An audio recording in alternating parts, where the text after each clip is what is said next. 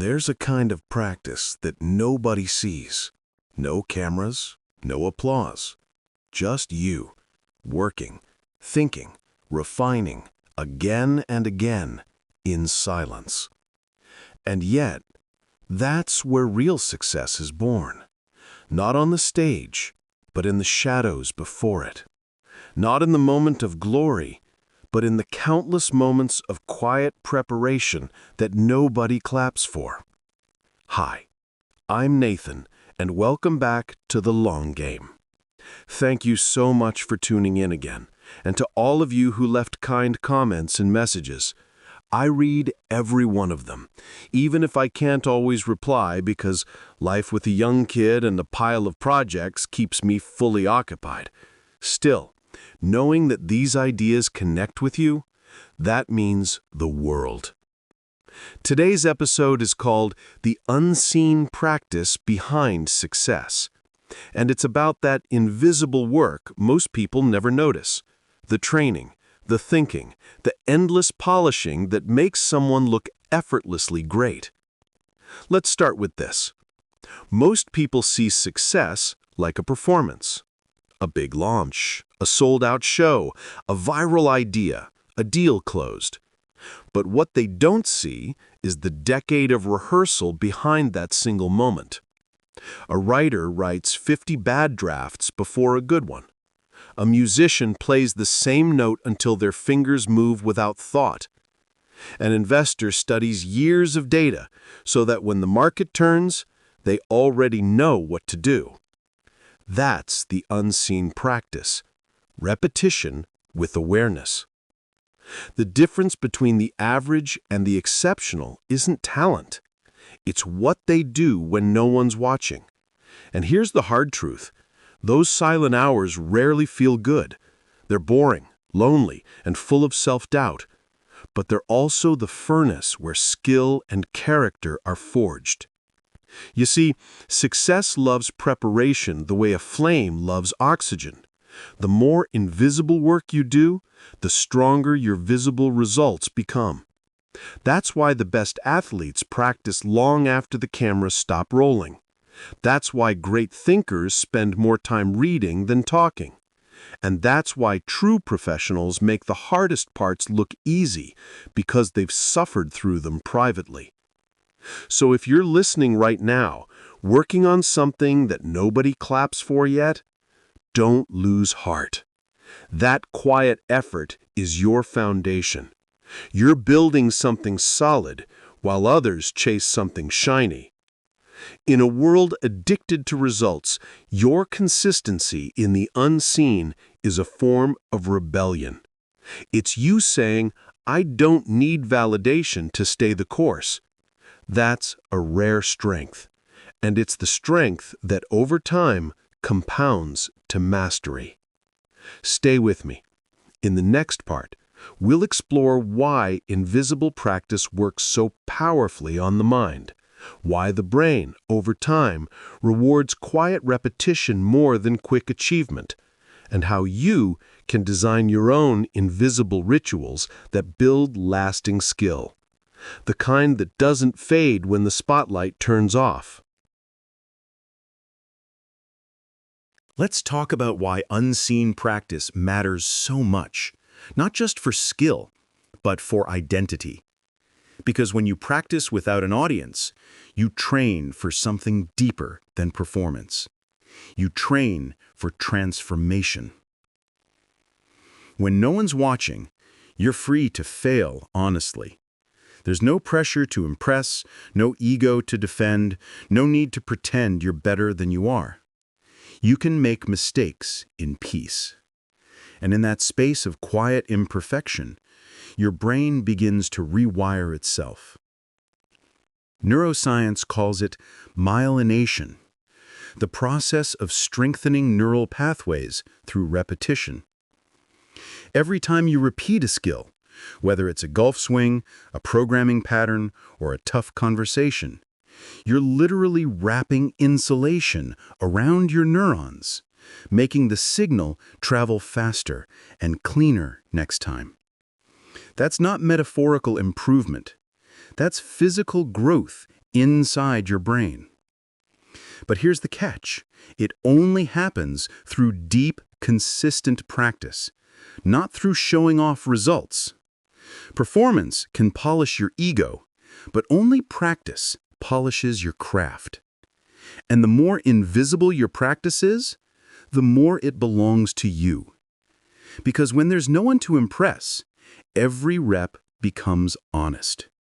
You stop asking, "How does this look?" and start asking, "Is this right?" That's the shift from external validation to internal calibration, from chasing applause to chasing truth. Think of a pianist who rehearses scales before dawn, before the world wakes up. No audience, no reward, just the sound of keys and breathing. That's what mastery sounds like. Or imagine a coder who keeps rewriting the same function until it's clean, efficient, and elegant, knowing no one will ever see the messy versions. That's integrity in motion. Invisible practice works because it removes distortion. It lets you face reality as it is, not as you wish it to be. It strips away the shortcuts, the noise, the temptation to perform. It's where honesty and humility meet.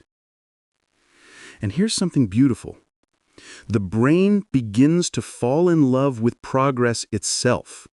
When you stop seeking attention and start tracking subtle improvements, dopamine begins to flow from the act of getting better, not from being seen getting better. That's a shift from outcome addiction to process addiction. And that's where consistency becomes effortless. Let's go deeper. Every master in any field eventually develops what I call a private rhythm, a pattern of learning, reflecting, and refining that nobody else knows. It's their sacred routine. It's what makes them calm while others rush. And you can sense it in the stillness behind their movements, in the quiet certainty behind their words. That rhythm comes only from practice you don't need to prove. It's the kind of work that doesn't demand recognition because it's become part of who you are. The carpenter sanding wood alone in his shop, the writer deleting whole pages that no one will ever read, the investor studying quarterly reports when everyone else is partying. They all share the same secret, the unseen practice that turns skill into intuition. There's something sacred about it. When you work without witnesses, your attention sharpens. You become more present, more honest, more grounded. It's just you, your tools, and the truth of your limits. That kind of solitude builds a quiet confidence that can't be faked. And that's the paradox. The more invisible your preparation, the more visible your excellence becomes later. When you finally step onto the stage, whatever your stage looks like, people call it talent. But what they're really seeing is the residue of years of invisible effort. It's the same in fitness, in art, in finance, in relationships. The person who seems naturally wise, calm, or skilled, they've simply spent more time in the workshop of silence. They've rehearsed patience. They've trained attention. They've repeated small right actions until they became reflex. So if you ever feel like your work isn't being noticed, remember this. What you're doing isn't invisible. It's incubating.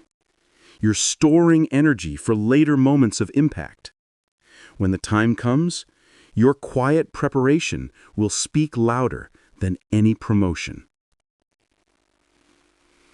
In the next part, we'll dive into how you can build your own unseen practice, Practical habits that protect your focus, train your depth, and create compounding improvement even when life gets busy.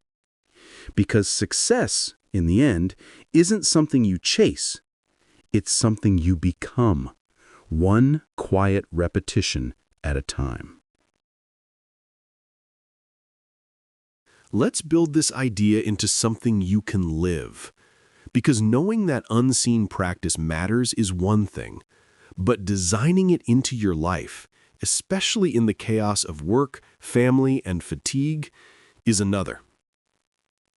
The truth is, life doesn't pause to give you perfect hours for self-mastery. You won't wake up one day with 3 empty months to practice in peace. So the question isn't, when will I find time? It's, how do I create sacred space inside the time I already have? The first principle is protect the invisible hour. Every day, choose a pocket of time that belongs to no one but your craft. It can be 30 minutes before dawn or the quiet after everyone sleeps. That's when you step into your private workshop. No phone, no audience, no noise. It doesn't matter if you're writing, training, learning, or planning. What matters is that the world doesn't get to interrupt. In that hour, don't measure output. Measure depth. Don't ask, how much did I do? Ask, how present was I while doing it? Presence compounds faster than effort. One fully conscious hour can outweigh 10 distracted ones. The second principle is practice invisibly, but reflect visibly. Keep a small log, a notebook, a file, even a few lines in your phone. Write down what you worked on, what you noticed, what still feels weak. That log becomes your mirror. It reminds you that progress is happening even when results aren't loud yet. Reflection transforms repetition into growth. Third, build friction intentionally. Most people design their lives for convenience, but mastery grows in resistance. When something feels too easy, add precision. When something feels boring, add awareness. Make small refinements that challenge your mind to stay awake. That's how invisible work becomes intelligent work. Fourth, respect recovery. Unseen practice isn't only about grinding longer, it's about refueling deeper. Silence, rest, walking, reading, these are also forms of invisible training. Your mind needs space to digest what you've learned. Without recovery, repetition turns mechanical instead of mindful. The greatest performers alternate intensity with stillness. And finally, tie your practice to meaning, not metrics. If you chase numbers, followers, income, attention, you'll eventually burn out. But if you link your repetition to purpose, to becoming wiser, kinder, more capable, you'll find energy even on the hard days. Purpose keeps the invisible alive. Here's a story that illustrates it perfectly. There's an old Japanese concept called shuhari. It describes the stages of mastery. Shu, follow the form. Ha, break the form. Ri, transcend the form. At first, you imitate. You copy the teacher, the model, the pattern. Then, as you deepen, you begin to experiment. You question, adapt, and innovate. And finally, you transcend. Your skill becomes intuition. But notice, the whole journey is built on disciplined repetition long before creativity blooms. It's invisible for years, visible only in the results at the very end. That's the long game.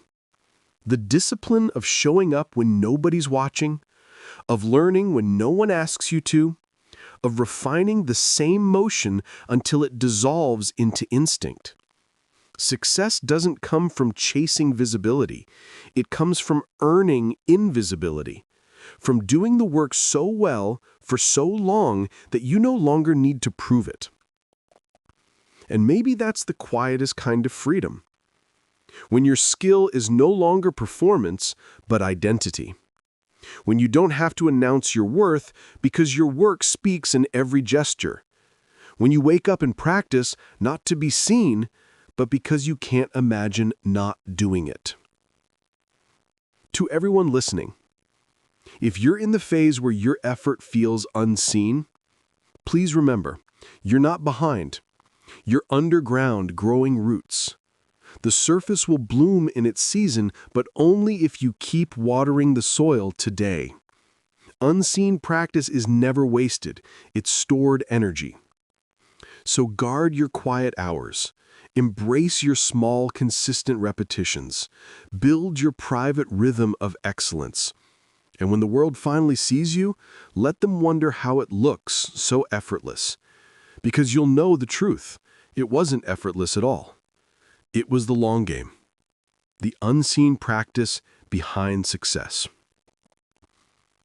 Thank you for spending this time with me.